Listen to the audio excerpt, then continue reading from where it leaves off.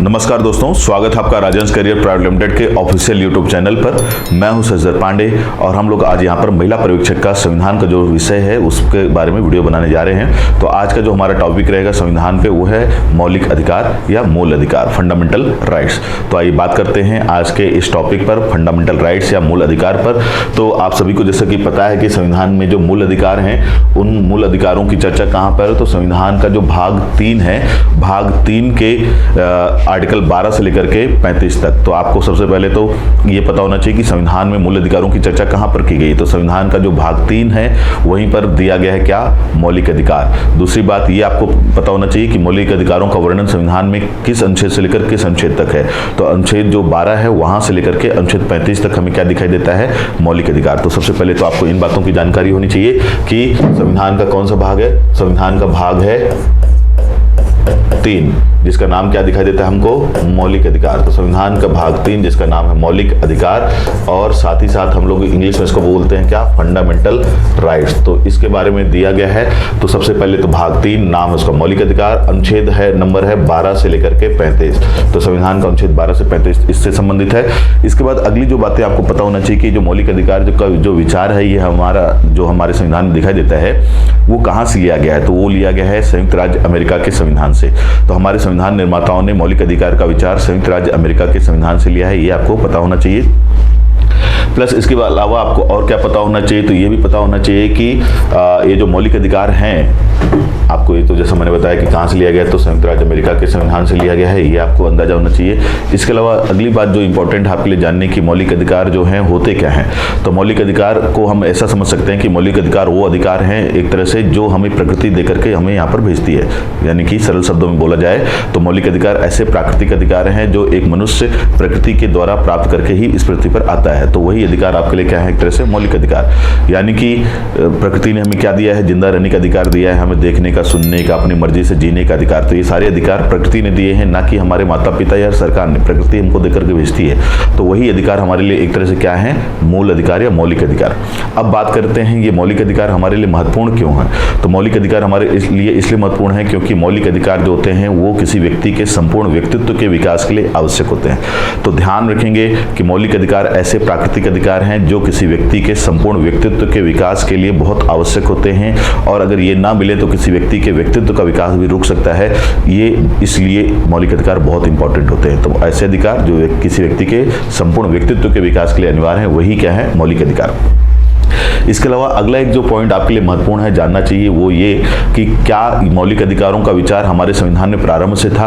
तो इसका उत्तर है हाँ, हमारे संविधान में मौलिक अधिकारों का जो विचार है वो प्रारंभ से दिखाई देता है, शुरू से ही है। जब से हमारा संविधान बना था तब से ही हमारे संविधान में संविधान निर्माताओं के द्वारा मौलिक अधिकारों के विचारों को शामिल कर लिया गया। तो ये भी एक प्रश्न है कि क्या मौलिक अधिकारों का विचार प्रारंभ से है इस संविधान में। तो बिल्कुल इस संविधान के प्रारंभ से ही ये मौलिक अधिकारों का विचार हमारे संविधान में शामिल है। इसके अलावा कुछ और महत्वपूर्ण बातों को आपको पहले समझ लेना चाहिए। मौलिक अधिकारों के बारे में एक और प्रश्न अक्सर प्राय आपको आता हुआ दिखाई देगा कि मौलिक अधिकारों का प्रकृति कैसा है। प्रकृति का मतलब यहाँ पर है सरकारों के लिए उसका क्या स्वभाव है।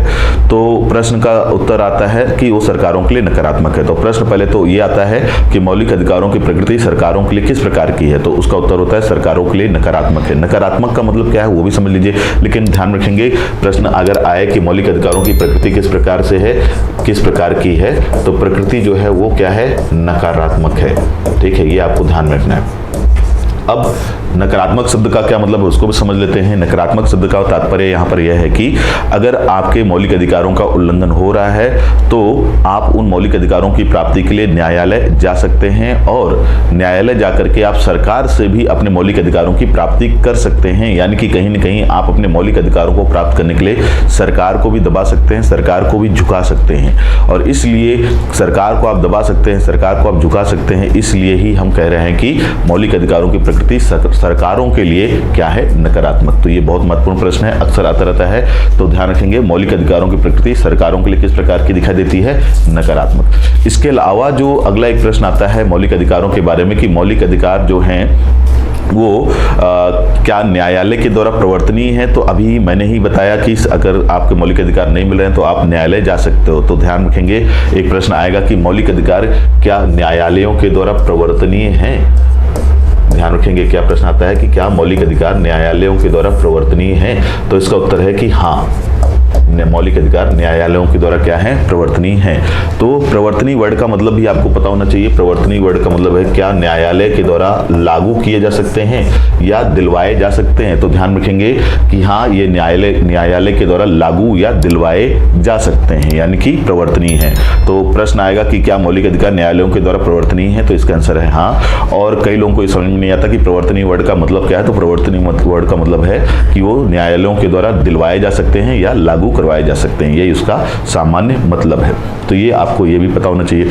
इसके अलावा जैसा कि मैंने बताया कि अगर आपके मौलिक अधिकार आपको उपलब्ध नहीं हो पा रहे हैं, सरकार इनको देने से मना कर रही है या सरकार देने में आनाकानी कर रही है, तो आप इनकी प्राप्ति के लिए न्यायालय की शरण में भी जा सकते हैं। तो यहाँ पर हमें ये भी याद रखना होगा कि न्यायालय की शरण में जा सकते हैं। तो ऐसा कौन कौन सा न्यायालय है जिसकी शरण में हम जा सकते हैं, तो याद रखेंगे कि आप केवल सुप्रीम कोर्ट और हाई कोर्ट, ध्यान रखेंगे कहाँ कहाँ, सुप्रीम कोर्ट और हाई कोर्ट, ये आपको याद रखना है। तो अगर आपके मौलिक अधिकारों का किसी भी प्रकार से उल्लंघन हो रहा है तो आप उन अधिकारों की प्राप्ति के लिए सुप्रीम कोर्ट और हाई कोर्ट जा सकते हैं। भारत की सर्वोच्च जो न्यायालय है वो सुप्रीम कोर्ट है, जो कि नई दिल्ली में स्थापित है, और इसके अलावा अलग अलग राज्यों में अपना हाई कोर्ट भी दिखाई देता है। तो ये भी एक प्रश्न है, अक्सर आता है कि अगर आपके मौलिक अधिकारों का उल्लंघन हो रहा है या किसी व्यक्ति के मौलिक अधिकारों का उल्लंघन हो रहा है तो वो किस न्यायालय की शरण में जा सकता है। तो केवल दो ही न्यायालय हैं जहां पर वो अपने केस को दाखिल कर सकता है, या तो वो राज्य के हाई कोर्ट में दाखिल कर ले या फिर वो सुप्रीम कोर्ट में दाखिल कर ले, कहीं भी जा सकता है। हाँ, यहाँ पर एक और प्रश्न आता है कि क्या कोई व्यक्ति अपने मौलिक अधिकारों का उल्लंघन होने पर सीधे सुप्रीम कोर्ट भी जा सकता है, तो इसका उत्तर भी क्या है, हाँ ही है। अगर आपके मौलिक अधिकारों का उल्लंघन हो रहा है तो आप सीधे सुप्रीम कोर्ट भी जा सकते हैं। इसके लिए कोई दिक्कत नहीं कि आप हाई कोर्ट को क्रॉस करके चले आए। लेकिन सामान्य प्रक्रिया यही है कि अगर आपके मौलिक अधिकारों का उल्लंघन हो रहा है तो पहले आपको हाई कोर्ट जाना चाहिए, उसके बाद सुप्रीम कोर्ट जाना चाहिए। लेकिन अगर आप डायरेक्ट सुप्रीम कोर्ट भी चले जाते हैं तो इसमें कोई दिक्कत नहीं, कोई मनाही नहीं है। तो ये भी आपके पास एक अधिकार है जो आपको ध्यान में रखना चाहिए। अगर हम बात करें इसके आगे की, एक चीज़ और आपको ध्यान में रखना चाहिए कि जो मौलिक अधिकारों पर ये जो निर्णय देने का अधिकार सुप्रीम कोर्ट और हाई कोर्ट के पास है, कभी कभी ये भी प्रश्न पूछा जाता है कि इनमें से किसके पास किसका क्षेत्र व्यापक है, यानी कि सुप्रीम कोर्ट और जो हाई कोर्ट हैं इन दोनों में से किसके पास मौलिक अधिकारों पर निर्णय देने का जो क्षेत्र है वो व्यापक है, यानी कि बड़ा है। तो याद रखिएगा कि यहाँ पर देखने में तो बड़ा न्यायालय जो है वो है सुप्रीम कोर्ट, लेकिन यहाँ पर मौलिक अधिकारों के मामले में हमको देखने को मिलता है कि मौलिक अधिकारों के विषय पर हाई कोर्ट का जो क्षेत्र विस्तार है वो ज़्यादा बड़ा है। तो मौलिक अधिकार पर निर्णय देने का जो सीमा है हाई कोर्ट के पास ज़्यादा है और सुप्रीम कोर्ट के पास थोड़ी सी कम दिखाई देती। तो ये भी अपने आप में एक प्रश्न है। इसके बाद हम आते हैं आर्टिकल्स पर, जो कि मौलिक अधिकारों से जुड़े हुए बहुत महत्वपूर्ण आर्टिकल हैं अलग अलग। और मैंने जैसा कि बताया कि 12 नंबर से लेकर के 35 नंबर तक के जो आर्टिकल हैं उनको ही हम लोग मौलिक अधिकारों की श्रेणी के अंतर्गत रखते हैं। तो नंबर जरूर याद रखेंगे, 12 से 35 क्या हैं, मौलिक अधिकार। अब इसमें जो मौलिक अधिकार हैं, क्योंकि मैंने बताया ये एक तरह के प्राकृतिक अधिकार हैं, एक व्यक्ति के संपूर्ण व्यक्तित्व के विकास के लिए अनिवार्य होते हैं, आवश्यक होते हैं, इसलिए इनको अलग अलग कैटेगरीज में, अलग अलग समूहों में, ग्रुप्स में डिवाइड किया गया है। उसकी भी बात कर लेते हैं हम लोग कि हमारे संविधान में प्रारंभ में जब हमारा संविधान निर्मित हुआ था उस समय मौलिक अधिकारों को कुल 7 अलग अलग समूहों में विभाजित किया गया था। कुल कितने समूह में थे, तो ये भी प्रश्न आता है कि जब संविधान में मौलिक अधिकारों को शामिल किया गया तो कुल कितने मौलिक अधिकार थे, समूह। तो मौलिक अधिकारों के 7 समूह थे। ध्यान रखेंगे, मैं यहाँ पर समूह की बात कर रहा हूँ, ग्रुप की बात कर रहा हूँ। तो जिस समय मौलिक अधिकारों को संविधान में शामिल किया गया था उस समय मौलिक अधिकार कुल 7 समूहों में विभाजित थे, परंतु वर्तमान में मौलिक अधिकार जो हैं वो केवल 6 समूहों में विभाजित दिखाई देते हैं। तो ये ध्यान रखेंगे। तो ये प्रारंभ में था, मूल संविधान प्रारंभ या मूल संविधान में हमको क्या दिखाई देता है कि मौलिक अधिकार कितने समूह में थे, 7 में थे, यानी कि कुल 7 मौलिक अधिकार थे, परंतु वर्तमान में 6 समूह। तो दोनों ही बातें ध्यान रखना है कि मूल संविधान में मौलिक अधिकारों का जो समूह था 7 समूह था, लेकिन वर्तमान में जो संविधान है उसमें मौलिक अधिकार के 6 समूह ही हमें मौजूद दिखाई देते हैं। तो ये प्रश्न एक आता है कि कौन सा वो मौलिक अधिकार का समूह है जिसे वर्तमान में हटा दिया गया है। तो वो जो समूह है उसका नाम है क्या, संपत्ति का मौलिक अधिकार। ध्यान रखेंगे, संपत्ति का जो मौलिक अधिकार है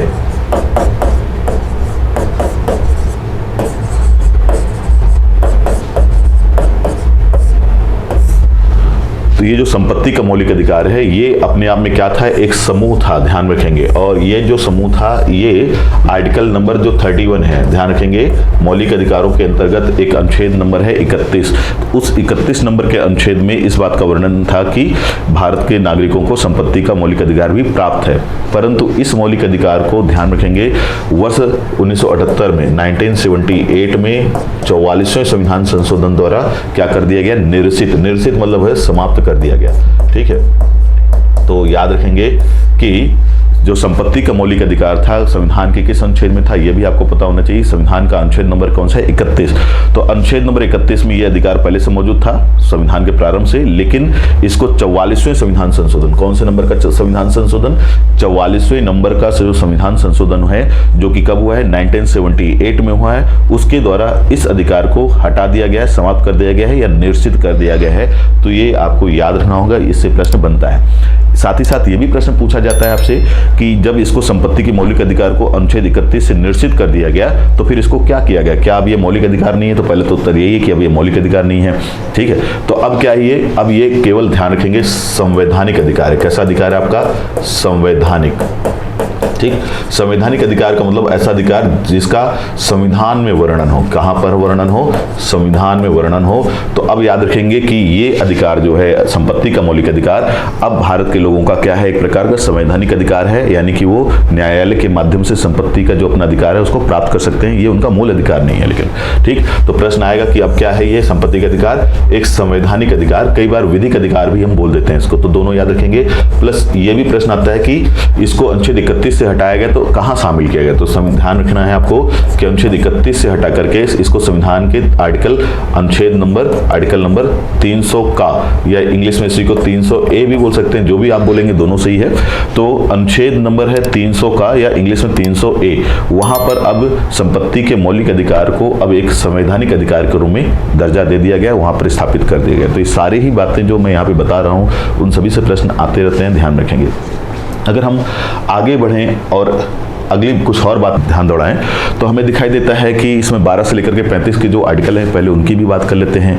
तो उनमें से समूहों पर आने से पहले हम 12 और 13 की भी बात कर लेते हैं, तो उनसे भी प्रश्न आते हैं। तो अगर बात करें हम लोग आर्टिकल 12 की, अनुच्छेद नंबर 12 की, तो जो आर्टिकल नंबर 12 है, अनुच्छेद नंबर 12 है, उसमें अगर आप पढ़ेंगे तो उसमें दिया गया है राज्य शब्द की परिभाषा। किसकी, तो राज्य शब्द को परिभाषित किया गया है किसमें, अनुच्छेद नंबर 12 में।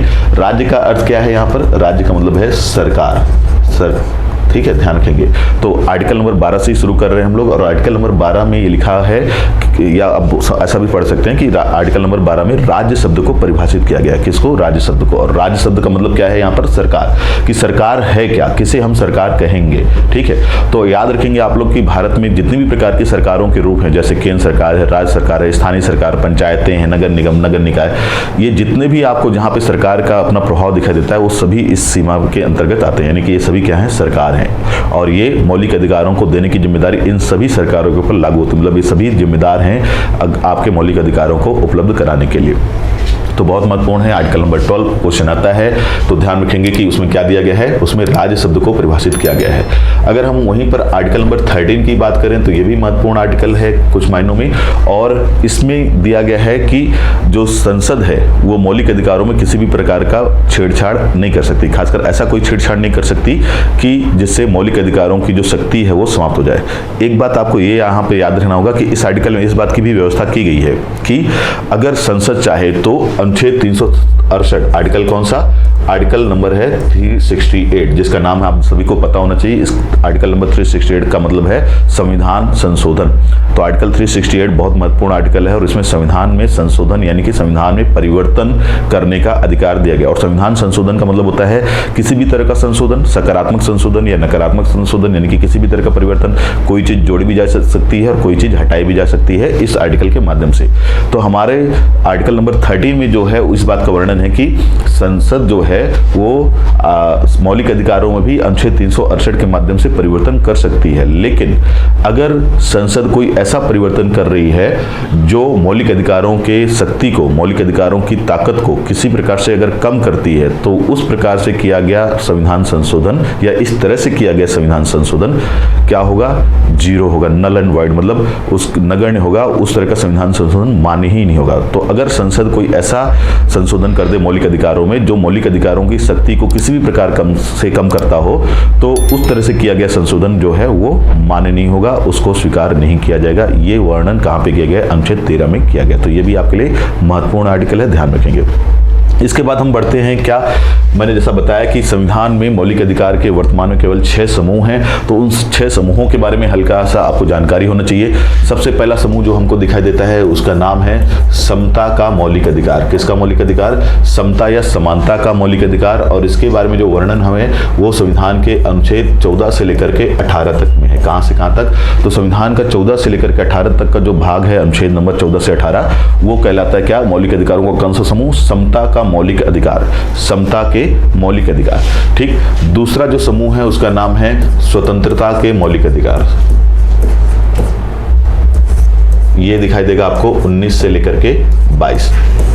तो ध्यान रखेंगे कि अनुच्छेद 14 से लेकर के 18 तक का जो हिस्सा है वो समता की बात करता है, समानता की बात करता है। मतलब इन अनुच्छेदों के तहत भारत में रहने वाले प्रत्येक व्यक्ति या प्रत्येक नागरिक को समानता दिए जाने की बात है, मतलब सबको एक समान माने जाने की बात है। वहीं अगर, और इसके अंतर्गत आपको कुल 5 अनुच्छेद दिखाई देते हैं, अनुच्छेद 14, 15, 16, 17 और 18। वहीं अगर हम बात करें, दूसरा है स्वतंत्रता का मौलिक अधिकार, दूसरा समूह है स्वतंत्रता का मौलिक अधिकार का समूह, और इसके अंदर आपको 19 से लेकर के 22 तक के आर्टिकल दिखाई देते हैं। इन अनुच्छेदों के अंतर्गत जो है एक व्यक्ति को, एक नागरिक को अनेक प्रकार की स्वतंत्रताएं उपलब्ध कराई गई हैं भारतीय संविधान के माध्यम से। इसके अंतर्गत भी हमको कुल 5 आर्टिकल दिखाई देते हैं। अगर हम ऊपर से देखेंगे तो केवल 4 ही आर्टिकल दिखाई देते हैं, लेकिन इसके अंतर्गत आपको ऐसा दिखाई देगा कि एक आर्टिकल है 19, दूसरा है 20, तीसरा है 21, चौथा 21A है, 21A, जो कि स्वयं एक इंडिपेंडेंट या स्वतंत्र आर्टिकल है, तो वो 21 से अलग है, 21 अलग है, 21A अलग है। इसके अलावा आपको दिखाई देगा 22। तो यहाँ पर भी आपको कुल कितने अनुच्छेद दिखाई देते हैं? 5। वहीं पर अगर हम बात करें तीसरा समूह क्या है, तो तीसरा समूह जो है मौलिक अधिकारों का वो है शोषण के विरुद्ध मौलिक अधिकार। कौन सा अधिकार? शोषण के विरुद्ध मौलिक अधिकार। और शोषण के विरुद्ध जो मौलिक अधिकार है, ध्यान रखेंगे कि नाम भी याद रखना है आपको, सबके नाम से भी प्रश्न आ सकता है। तो शोषण के विरुद्ध मौलिक अधिकार, तीसरा समूह।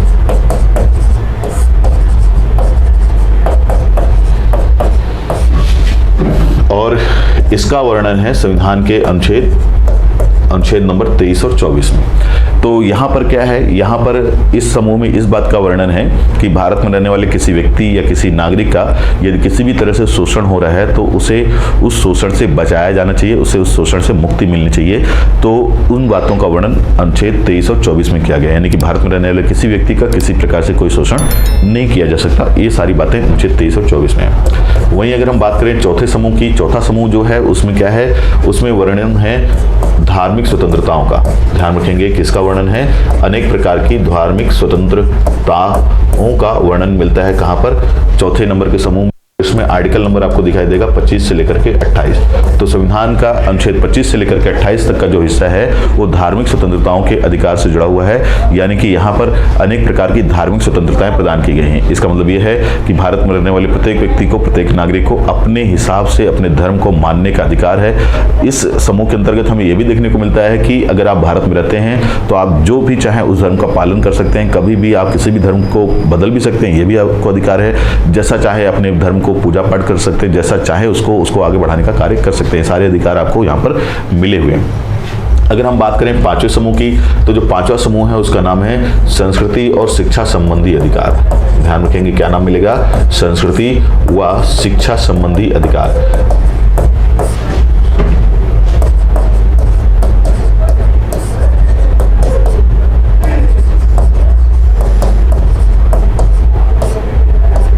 अनुच्छेद आपको मिलेगा इसमें 29 और 30।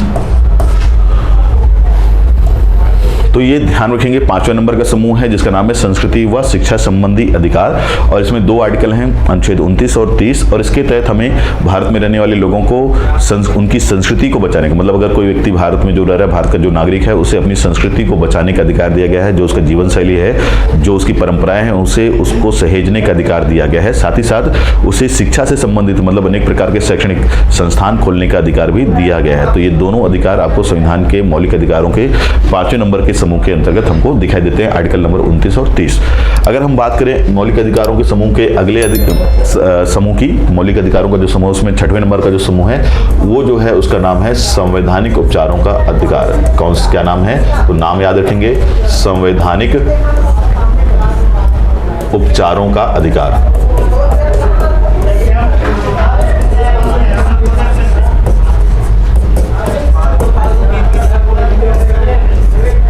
अनुच्छेद 32।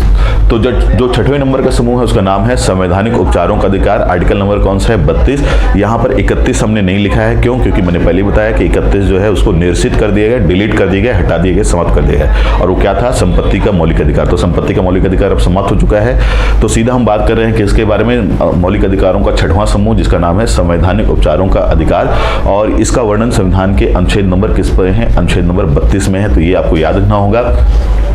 ये जो संवैधानिक उपचारों का अधिकार है, ध्यान रखेंगे, इसको बहुत ही महत्वपूर्ण आर्टिकल माना गया है, इसको बहुत ही महत्वपूर्ण अधिकार माना गया है। और खासकर जो हमारे संविधान के संविधान निर्माता हैं, जो हमारे संविधान के जनक कौन? डॉक्टर भीमराव अंबेडकर जी, उनकी नज़र में सबसे महत्वपूर्ण जो आर्टिकल है, सबसे महत्वपूर्ण जो अनुच्छेद है संविधान का, वो आर्टिकल नंबर 32 है।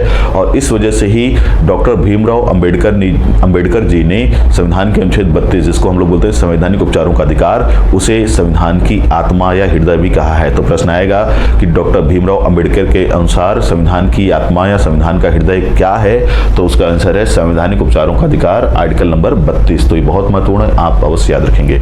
अब ये जो संवैधानिक उपचारों का अधिकार है जिसका नाम है, जो आर्टिकल 32 में है, इस अनुच्छेद के तहत ही, मतलब इस अधिकार के तहत ही आपको जो पहले के 5 मौलिक अधिकारों के समूह दिखाई देते हैं उनको आप प्राप्त कर सकते हो। यानी कि ऊपर के पहले के जो हमने 5 मौलिक अधिकारों के समूह की चर्चा की थी, अगर आपके उन मौलिक अधिकारों के समूहों में से किसी भी मौलिक अधिकार का उल्लंघन होता है तो आप उन्हें पाने के लिए अनुच्छेद 32 के माध्यम से अनेक प्रकार की रिट की चर्चा कर सकते हैं। मतलब ध्यान रखेंगे कि अनुच्छेद 32 जो है, उस जिसका नाम ये संवैधानिक उपचारों का अधिकार है, उसमें उसके माध्यम से आपको अनेक प्रकार के ऐसे अधिकार दिए गए हैं जिनसे आप उन मौलिक अधिकारों को पुनः वापस प्राप्त कर सकते हैं। तो एक बार मैं फिर से इस बात को समझा देता हूं कि अगर आपके 5 मौलिक अधिकारों के जो समूह है उसके अंतर्गत जो विभिन्न प्रकार के मौलिक अधिकार आपको दिए गए हैं, अगर उनमें से किसी भी मौलिक अधिकार का उल्लंघन होता है तो आप उनको प्राप्त करने के लिए इसके तहत बताए गए अलग अलग जो उपचार हैं उनका प्रयोग कर सकते हो।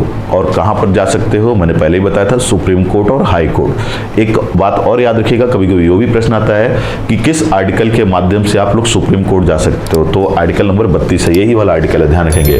तो आर्टिकल नंबर 32 जो है उसके माध्यम से आपको सुप्रीम कोर्ट जाने का अधिकार है मौलिक अधिकारों का उल्लंघन होने पर।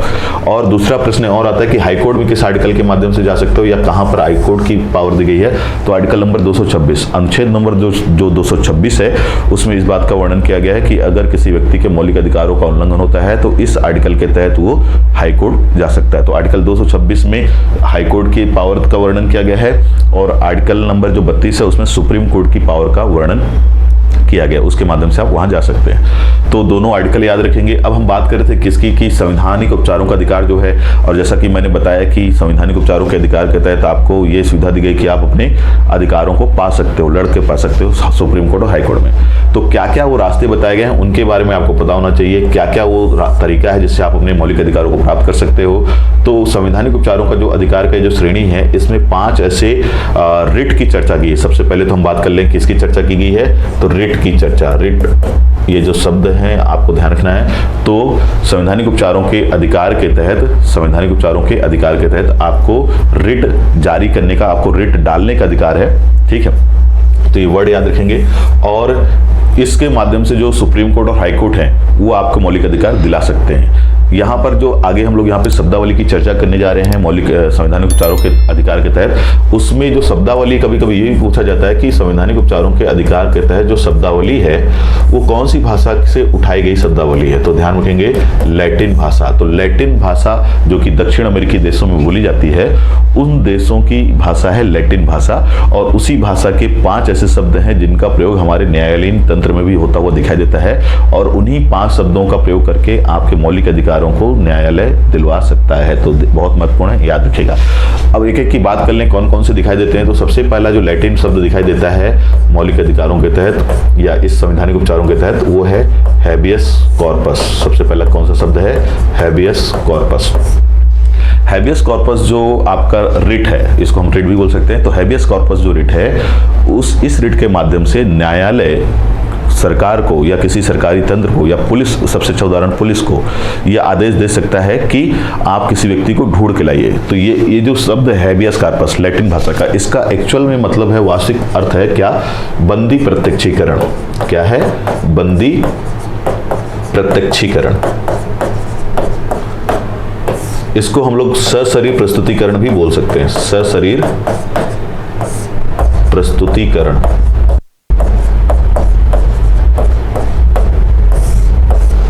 ठीक है, सशरीर प्रस्तुतिकरण भी इसको बोला जा सकता है। तो ये जो रिट है, ये न्यायालय कब जारी करती है?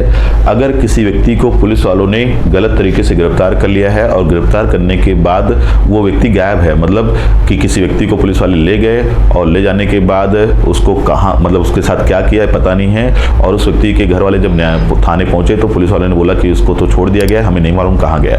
ऐसी स्थिति में जब व्यक्ति गायब हो गया, वो व्यक्ति मिल ही नहीं रहा है, तो उसके घर वाले उसको प्राप्त करने के लिए न्यायालय की शरण में हाईकोर्ट, सुप्रीम कोर्ट जा सकते हैं। और न्यायालय जो है ऐसी स्थिति में, अगर कोई व्यक्ति जो पुलिस के कस्टडी से गायब हो गया, मतलब लाया था पुलिस वाले ने लेकिन अब पुलिस वाले बोल रहे हैं कि हमें नहीं मालूम कहाँ गया, ऐसी स्थिति में न्यायालय जो है पुलिस वालों को ये आदेश जारी कर सकता है। क्या? Habeas corpus. तो ये रिट जारी कर सकता है, हैबियस कॉर्पस की रिट जारी कर सकता है। तो ध्यान रखेंगे कौन जारी करेगा? न्यायालय। किसको? पुलिस वालों को। क्या? Habeas corpus. मतलब जिस व्यक्ति को आपने गिरफ्तार किया था वो व्यक्ति कहाँ है, उसको आप सशरीर प्रस्तुत करो। तो इसका मतलब यही है। तो अगर किसी व्यक्ति को पुलिस वाले गलत तरीके से गिरफ्तार कर लें और गिरफ्तार करने के बाद वो व्यक्ति लापता हो जाए, ऐसी स्थिति में उसके घर वाले न्यायालय के माध्यम से कौन सी रिट ला सकते हैं? Habeas corpus. यानी कि जिस व्यक्ति को पकड़ के ले गए थे उसको क्या करो? प्रत्यक्ष लाओ, प्रस्तुत करो और सशरीर प्रस्तुत करो। इसमें यह भी बात है कि जिंदा या मुर्दा जो भी है, लेकिन आपको उसको प्रस्तुत करना है तो प्रस्तुत करना पड़ेगा, क्योंकि पकड़ के कौन ले गया था? पुलिस वाले। तो जिम्मेदारी भी किसकी बनेगी? पुलिस वालों की। तो ढूंढ के लाना ही पड़ेगा। तो ये ध्यान रखेंगे। तो हैबियस कॉर्पस में इस तरह की सुरक्षा की, अगर आपको पुलिस वाले गलत तरीके से गिरफ्तार करके कहीं रखे हैं, आपके साथ गलत काम कर रहे हैं, यातना दे रहे हैं, तो उस यातना से बचाने के लिए ये व्यवस्था है हैबियस कॉर्पस की। क्योंकि आपको पता होना चाहिए कि ये हमारे मौलिक अधिकारों के तहत ही हमें एक अधिकार है कि अगर पुलिस वालों ने हमें गिरफ्तार किया है तो 24 घंटों के अंदर ही उन्हें हमें न्यायालय के समक्ष प्रस्तुत करना अनिवार्य है। तो अगर किसी व्यक्ति को भारत में पुलिस वालों ने गिरफ्तार किया है तो उस व्यक्ति को गिरफ्तारी के समय से लेकर के अगले 24 घंटों के अंदर न्यायालय के समक्ष प्रस्तुत किया जाना अनिवार्य है। तो अगर ऐसा नहीं होता है तो न्यायालय जो है ये रिट जारी कर सकती है। कौन सी? Habeas corpus. तो बहुत महत्वपूर्ण रिट है, इससे किसी व्यक्ति को पुलिस के अत्याचारों से बचाया जा सकता है। दूसरा एक जो शब्द है रिट है, शब्द ना बोलकर रिट बोलें, तो दूसरी एक महत्वपूर्ण रिट है मेंडामास, जिसका मतलब होता है परमादेश। क्या मतलब होता है? परमादेश। ठीक, परमादेश जिसको हम लोग बोल सकते हैं हम आदेश देते हैं। क्या बोल सकते हैं? हम आदेश देते हैं।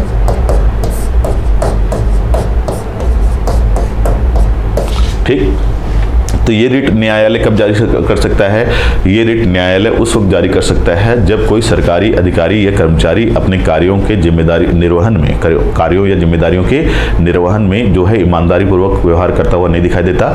ऐसी स्थिति में जो है न्यायालय जो है वो मेंडामास या परमादेश का रिट जारी कर सकता है। अगर कोई सरकारी अधिकारी अपने काम को नहीं कर रहा है, आपको बार बार टाल रहा है कि नहीं आपका लाओ परसों, या काम ही नहीं करना चाह रहा है, तो ऐसी स्थिति में न्यायालय उस व्यक्ति को, उस अधिकारी को आदेश आदेश दे सकता है कि आप वो काम करो, जो आपका काम है, कर्तव्य है, उस काम को आप करो। तो इसके लिए वो क्या रिट जारी करेगा? मिंडामास या परमादेश। तो बहुत महत्वपूर्ण है, याद रखेंगे। प्रश्न आता है कि मिंडामास का मतलब क्या है, तो परमादेश या हम आदेश देते हैं। तो सारे ही जितने भी मैं बता रहा हूँ, पहला हैबियस कार्पस है, दूसरा मिंडामास, सभी के बारे में प्रश्न आते रहते हैं, जो कि आपको ध्यान में रखना है।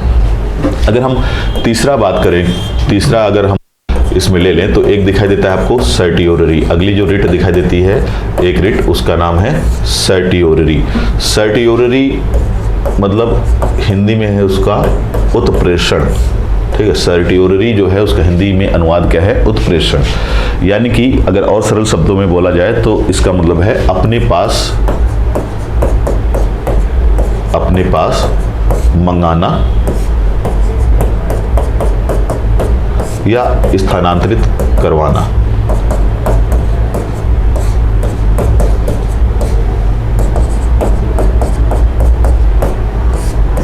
ठीक है, तो ये रिट कब जारी कर सकता है न्यायालय? ये रिट जो है ऊपरी न्यायालय, अधीनस्थ न्यायालय, ध्यान रखेंगे ये न्यायालयों के विरुद्ध ही जारी हो सकता है। तो ये किसी ऊपरी न्यायालय के द्वारा अपने अधीनस्थ न्यायालय के विरुद्ध जारी किया जा सकता है। यहाँ पर ऊपरी न्यायालय का मतलब है सबसे ऊपर तो सुप्रीम कोर्ट होता है, तो सुप्रीम कोर्ट तो किसी के ऊपर भी जारी कर सकता है। अगर हम बात करें हाई कोर्ट, तो हाई कोर्ट जो है सुप्रीम कोर्ट को तो जारी नहीं कर सकता, लेकिन हाई कोर्ट जो है वो डिस्ट्रिक्ट कोर्ट को जारी कर सकता है। तो कोई भी ऊपरी न्यायालय, सुप्रीम कोर्ट हाई कोर्ट को, या सुप्रीम कोर्ट डिस्ट्रिक्ट कोर्ट को भी कर सकता है। दूसरी बात अगर हम करें हाई कोर्ट की, तो हाई कोर्ट केवल क्या कर सकता है? डिस्ट्रिक्ट कोर्ट या सेशन कोर्ट को जारी कर सकता है। उसके ऊपर सुप्रीम कोर्ट है, उसको जारी नहीं कर सकता। तो केवल अधीनस्थ न्यायालयों के विरुद्ध ही ये रिट जारी की जा सकती है। कब जारी की जा सकती है? जब जो ऊपरी न्यायालय है वो अधीनस्थ न्यायालय से कोई भी केस या विषय अपने पास स्थानांतरित करवाना चाह रहा है, या अपने पास स्थानांतरित करवा ले, या तो फिर किसी और न्यायालय में स्थानांतरित करवाना चाहे है किसी भी केस को। तो अगर किसी केस को, किसी वाद विवाद को ऊपरी न्यायालय अपने पास मंगाना चाहता है या किसी दूसरे न्यायालय में शिफ्ट करवाना चाहता है, तो उसके लिए जो रिट जारी करता है वो है क्या? सर्टियोररी या उत्प्रेषण। तो ये ध्यान रखेंगे, इस पे भी प्रश्न आता है। अगर हम बात करें अगले संवैधानिक उपचारों में, तो उसमें आपको दिखाई देगा प्रोहिबिशन। अगला क्या दिखाई देता है? प्रोहिबिशन। प्रोहिबिशन जो शब्द है, ये शब्द भी लैटिन भाषा का शब्द है, और इसका मतलब जो अनुवाद जो है वो है निषेध, जिसको हम सरल भाषा में बोल सकते हैं मना करना, निषेध या मना करना। ठीक है, और ये प्रोहिबिशन का रिट है, ये भी ऊपरी न्यायालय द्वारा अपने अधीनस्थ न्यायालय के विरुद्ध ही जारी किया जा सकता है। ये उस समय किया जा सकता है जब कोई अधीनस्थ न्यायालय अपने अधिकार क्षेत्र का उल्लंघन कर रहा है, यानी कि वो किसी ऐसे विषय पर निर्णय देने की कोशिश कर रहा है जो विषय उसके अधिकार में आता ही नहीं है, जिस पर वो निर्णय दे ही नहीं सकता। तो अगर ऐसा कोई काम करने जा रहा है कोई अधीनस्थ न्यायालय, तो ऊपरी न्यायालय जो है, उच्च न्यायालय जो है, जो भी ऊपरी न्यायालय है, वो अपने इस अधीनस्थ न्यायालय को उस कार्य को करने से रोक सकता है। तो अगर कोई न्यायालय अपने अधिकार क्षेत्रों की, अपनी सीमाओं का उल्लंघन करता हुआ पाया जाएगा, तो उसको उस कार्य से करने से रोका जा सकता है। और इस स्थिति में कौन सी रिट जारी की जाती है? प्रोहिबिशन, जिसका मतलब है निषेध, यानी कि मना करना। अगर हम बात करें पांचवी रिट की, जो कि अंतिम रिट है, तो उसका नाम है क्या? क्यो वारंटो। पांचवी रिट कौन सी है? क्यो वारंटो। क्यों ही लिखेगा, क्यों मत लिख दीजिएगा। तो क्यों वारंटो। क्यों वारंटो का जो हिंदी अनुवाद है वो है अधिकार परीक्षा। क्या है हिंदी अनुवाद? अधिकार परीक्षा। अधिकार परीक्षा सरल शब्दों में बोल सकते हैं आप, किस अधिकार से। ठीक है, क्या बोल सकते हैं सरल शब्दों में? किस अधिकार से। ठीक, तो पांचवें नंबर की रिट है क्यो वारंटो, जिसका हिंदी अनुवाद है अधिकार परीक्षा। सरल शब्दों में हम उसको बोल सकते हैं किस अधिकार से। तो ये जो रिट है ये न्यायालय द्वारा अधीनस्थ न्यायालय के विरुद्ध भी जारी की जा सकती है, या फिर सरकारी संस्थानों के विरुद्ध भी जारी की जा सकती है। तो किसी के विरुद्ध भी जारी की जा सकती है, ध्यान रखेंगे। तो क्यो वारंटो की रिट किसी भी ऐसे अधिकारी या ऐसे व्यक्ति के विरुद्ध जारी की जा सकती है जो अपने पद का दुरुपयोग करता हुआ पाया जाएगा। ठीक है, मान लीजिए कि अगर कोई ऐसा सरकारी कर्मचारी है जो किसी निचली पोस्ट पर बैठा है, यानी कि उसको निचली पोस्ट पर अभी बैठने का काम मिला है, लेकिन वो जानबूझ करके अपने से ऊपर वाली पद पर बैठ करके उसके काम को करने लगे। ठीक है, तो ऐसी स्थिति में उसको उसके कार्य से करने से रोका जा सकता है। तो जैसे अगर समझिए कि कभी कोई डिप्टी कलेक्टर कलेक्टर के काम को बिना अधिकार मिले ही करने लगे, तो ऐसी स्थिति में डिप्टी कलेक्टर के द्वारा जो काम किया जा रहा है वो अवैध माना जाएगा, इलीगल माना जाएगा। और इस स्थिति में न्यायालय जो होगा उससे पूछ सकता है कि आपने ये कार्य किस अधिकार से किया, तो उसके लिए जो रिट जारी की जाएगी वो रिट होगी क्या, क्यो वारंटो। ठीक है, तो आप ध्यान रखेंगे कि अगर कोई सरकारी अधिकारी या कर्मचारी अपने पद का दुरुपयोग करते हुए अपने से ऊपरी पद के काम को या अपने से निचले पद के काम को कर रहा है, खासकर ऊपरी पद पर जरूर ध्यान रखेंगे, तो कोई निचले पद पर बैठने वाला अधिकारी अपने से ऊपरी पद के अधिकारी के कार्यों को बेवजह जबरदस्ती कर रहा है, बिना अधिकार प्राप्त हुए ही कर रहा है, ऐसी स्थिति में उसके कार्य को रोका जा सकता है, उसके अधिकारों को रोका जा सकता है। मतलब उससे पूछा जा सकता है कि आप ये जो कार्य कर रहे हो वो किस अधिकार से कर रहे हो, क्योंकि आपको उस पद पर कार्य करने का अधिकार तो है ही नहीं। और ऐसी स्थिति में न्यायालय जो रिट जारी करेगा उसका रिट का नाम क्या होगा, क्यो वारंटो, यानी कि आप किस अधिकार से कार्य कर रहे हो हमें बताओ। तो ये 5वें नंबर की रिट है। तो ये पांचों ही रिट जो हैं बड़ी महत्वपूर्ण हैं, और इन पांचों रिटों के माध्यम से जो न्यायालय है हमारे देश में, जैसे हाई कोर्ट और सुप्रीम कोर्ट, ये किसी भी व्यक्ति के मौलिक अधिकारों को सुरक्षित कर सकते हैं, यानी कि उस व्यक्ति को उसके मौलिक अधिकार दिला सकते हैं। इस वजह से ही ये पांचों रिट जो हैं बहुत महत्वपूर्ण हैं, और यही वजह है जिसकी वजह से डॉक्टर भीमराव अंबेडकर जी ने इन्हें, यानी कि संवैधानिक विचारों के इन रिट्स को ही क्या कहा है, संविधान की आत्मा या हृदय कहा है। तो ये याद रखेंगे। तो ये जो मैंने पूरी चर्चा की है आज मौलिक अधिकारों के ऊपर, ये सारा लगभग जो प्रश्न एग्जाम में आता रहता है, आप लोग जिस तरह के एग्जाम दे रहे हैं उस सभी एग्जाम में, जैसे आपने महिला परीक्षक का फॉर्म भरा है तो महिला परीक्षक से रिलेटेड एग्जाम जो होगा उसमें आपको मौलिक अधिकारों से रिलेटेड अगर कोई प्रश्न बनेगा तो इसके अंतर्गत ही बनता हुआ आपको दिखाई देगा। ये आगे किसी भी एग्जाम में आप देखेंगे तो वहाँ भी इसी तरह के प्रश्न आते हैं। तो ये सारे ही प्रश्न जो मैंने आज यहाँ पर बताए हैं मौलिक अधिकारों से रिलेटेड, जो सारी बातें यहाँ पे चर्चा की हैं वो सारी बातें महत्वपूर्ण हैं, एग्जाम में आपके लिए महत्वपूर्ण हो सकती हैं, क्वेश्चन बन सकता है, तो ध्यान में अवश्य रखें। और आज के इस वीडियो में केवल फिर इतना ही, मिलते हैं अपने अगले वीडियो में, तब तक के लिए धन्यवाद।